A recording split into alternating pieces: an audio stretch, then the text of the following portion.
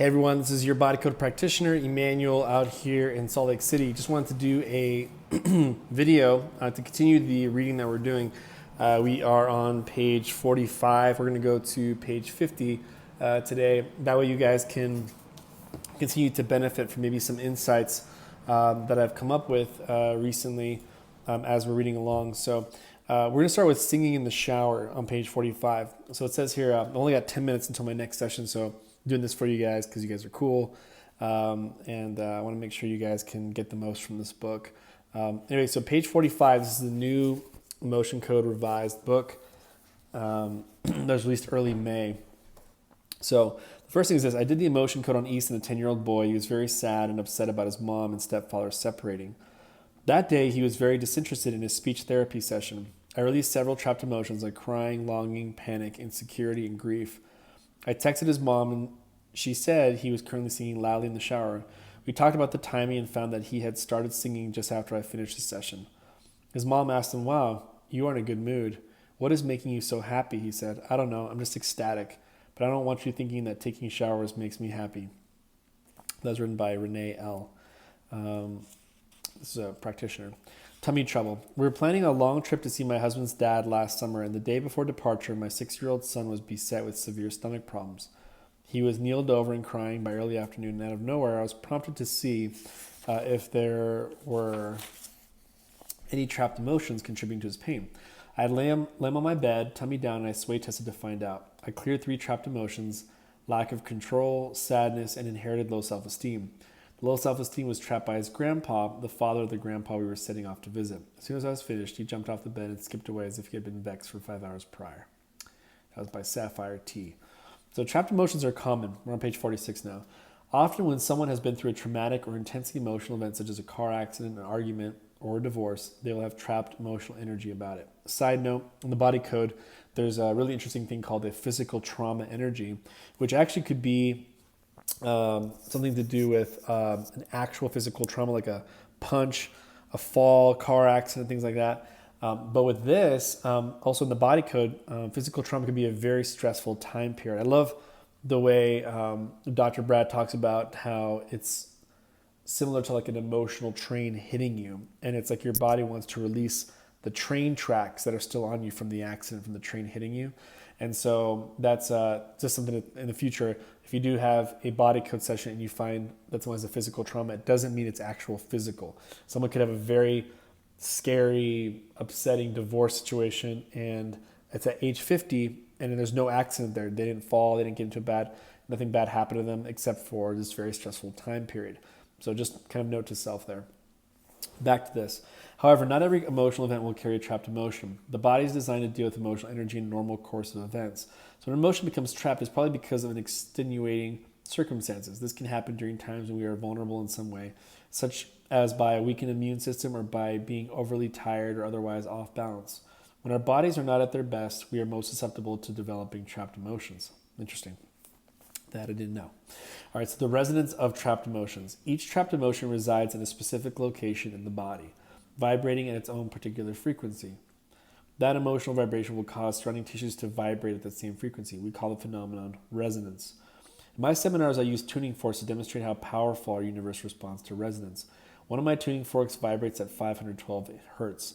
The sound it makes is very high pitched. The tines of the other tuning fork are a different size. That fork vibrates at 128 hertz. It makes a much lower pitched sound. If you were to place any number of different size tuning forks in a room and strike one of them, all the other tuning forks of that particular frequency would start humming very faintly. If you stopped the sound coming from the tuning fork you struck, all the others would keep vibrating. It's not because of some natural affinity between tuning forks. This is the way our universe works. If you strike a tuning fork and place it against a pane of glass, the glass will begin to vibrate at the same frequency. That's because the tuning fork forces the energies that make up the glass into motion in sync with its own vibration. When you have a trapped emotion, it's a bit like having a tuning fork in your body that's continuously vibrating at a specific frequency of that negative emotion. Unfortunately, this may bring some particular emotion into your life. Yeah, so I always notice that, on a side note, that inherited sadness tends to bring in more trapped emotions of sadness. If you have inherited betrayal from your great-great-great-great-grandmother side, it may make it easy for you to feel betrayal to create new betrayal trapped emotions. So I always tell people, like, look, when you have a lot of trapped emotions, let's say you have 50 or 46 trapped emotions of betrayal, maybe very super easy for you to feel betrayal. But as you start skimming away and start shaving off those betrayals, it'll be less reactive to that emotion. So for example, you may feel it and then boom, it goes away, or it may completely bypass you because you're starting to become less reactive to that emotion. So back to the book. Have you ever seen someone who's agitated infect a room full of people with that same emotion? Maybe you're calmly waiting in a doctor's office with several other people who are quietly reading magazines when an upset patient comes in. He paces around the room, picking up magazines, then putting them down. He speaks to the receptionist in an irritated tone. His body language gives his mood away. But it's the invisible effect that's most powerful. The patient is sending a strong, agitated vibration out into the room. Some of the cells in your body and those of the receptionist and the other patients will literally start vibrating at that frequency. Before long, everyone's feeling a little agitated. It changes the mood of the room. People start feeling differently and reacting differently. The agitated patient has not only attracted more agitation into his own life, he's actually generated it in the people around him as well. Negative vibrations. If you have a trapped emotion, you'll attract more of that emotion to your life. You'll also tend to feel that emotion more readily, more often than you otherwise would. That's just what I said. You can think of a trapped emotion as being like a ball of energy because that's exactly what it is. Trapped emotions have a size and a shape, even though they're invisible and only made only of energy. They usually seem to vary in size from that of an orange to that of a melon. Trapped emotional energy will always lodge somewhere in the physical body. The body tissues that lie within that sphere will tend to fall into resonance with the vibrational energy of the trapped emotion. In other words, those tissues will actually be experiencing that emotional vibration as a continual basis. Suppose you have a trapped emotion of anger. You've carried it around for years, not even knowing it was there. As a result, whenever you come into a situation where you could become angry, it's much more likely you'll become angry because in a fascinating and literal way, part of you is already angry. If part of your body is already vibrating at that frequency of anger due to trapped emotion, it's much easier for your entire being to fall into resonance with anger when someone happens that could elicit an angry response from you. Sometimes people don't understand why they get ticked off so easily, or why they can't shake certain emotions. It's often because the very emotion that they're struggling with is trapped within them from a past experience they can scarcely remember. Sometimes I tell people too, on a side note, that when you absorb emotion of anger, let's say your dad is an angry person, and you feel his anger, you absorb his anger. Or if your mother felt really betrayed at age or second trimester, now it's easy for you to feel betrayed, or it's easy for you to feel angry because of what your dad did at 6. These are not even your emotions. So I tell people, one of the first things I tell my clients is, don't be so hard on yourself. Maybe the source of who you think you are has nothing to do with you.